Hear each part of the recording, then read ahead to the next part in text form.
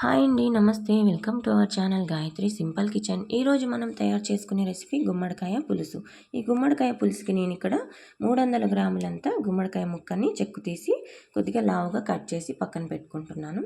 ఇప్పుడు ముందుగా ప్యాన్ పెట్టుకొని అందులోకి 4-5 టేబుల్ స్పూన్ దాకా ఆయిల్ని యాడ్ చేసుకొని 1/2 టేబుల్ స్పూన్ మెంతులు, 1 టేబుల్ స్పూన్ మినపప్పు, 1/2 టేబుల్ స్పూన్ ఆవాలు, కొద్దిగా కరివేపాకు, 4-5 చీలికలుగా కట్ చేసి పెట్టుకున్న పచ్చిమిర్చి, కొద్దిగా చీలికలుగా లావుగా కట్ చేసి పెట్టుకుని 1 కప్పు దాకా ఉల్లిపాయ ముక్కల్ని యాడ్ చేస్తున్నాను. ఇందులోకి 1 స్పూన్ దాకా ఉప్పుని యాడ్ చేస్తున్నాను. వీటిని ఇలా ఆయిల్లో ఒకసారి ఫ్రై చేసుకోండి. మూత పెట్టేసుకొని లో ఫ్లేమ్లో ఒక 5 మినిట్స్ వదిలేయండి. ఇప్పుడు పింకిష్ కలర్లో ఉల్లిపాయ ముక్కలు మగ్గిపోయినాయి. ఇందులోకి కట్ చేసి పెట్టుకున్న గుమ్మడికాయ ముక్కల్ని యాడ్ చేస్తున్నాను. ఇప్పుడు 1/2 టేబుల్ స్పూన్ పసుపు, 1 టేబుల్ స్పూన్ కారం, 1 టేబుల్ స్పూన్ ధనియా పౌడర్ని యాడ్ చేస్తున్నాను. వీటిని ఇలా బాగా కలుపుతూ ఉండాలి. ఈ ఆయిల్లో వీటిని ఇలా కలుపుతూ ఉండాలి. ఇప్పుడు ఒక టీ గ్లాస్ అన్ని వాటర్ని యాడ్ చేస్తున్నాను.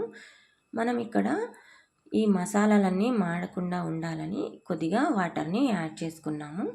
ఇప్పుడు మంటని లో ఫ్లేమ్లో పెట్టుకొని ఈ గుమ్మడికాయ ముక్కలకి మసాలాలన్నీ బాగా పట్టేలాగా ఇలా ఒక 2 మినిట్స్ దాకా ఫ్రై చేసుకోవాలండి.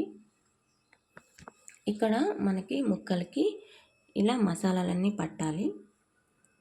గుమ్మడికాయ ముక్కలు మంచిగా టేస్ట్గా ఉడుకుతాయండి. ఇందులోకి మంచినీళ్ళు తాగే 3 వాటర్ గ్లాస్తో 3 గ్లాసులు అంటే 750 ml అన్ని వాటర్ని ఇందులోకి యాడ్ చేసుకోవాలి. ఈ ముక్కలు మెత్తగా ఉడకాలంటే ఇంత వాటర్ పడతాయండి. ఇలా ముక్కలన్నీ మునిగేదాకా వాటర్ని యాడ్ చేసుకుంటున్నాను. ఇప్పుడు మూత పెట్టేసుకొని ఒక 15 to 20 మినిట్స్ దాకా లో టు హై ఫ్లేమ్లో పెట్టి ఉడికిస్తున్నానండి. ఇప్పుడు 1 కప్పు దాకా గుజ్జు తీసి పెట్టుకున్న చింతపండు గుజ్జు, 1/2 కప్పు దాకా బెల్లాన్ని యాడ్ చేసి కొద్దిగా ఉప్పుని అడ్జస్ట్ చేస్తున్నాను. ఈ చింతపండు గుజ్జు వేసాం కాబట్టి ఒక 1/2 స్పూన్ దాకా ఉప్పుని యాడ్ చేస్తున్నాను. వీటిని అలా కలిపి ఒక 5 మినిట్స్ మగ్గనిద్దామండి.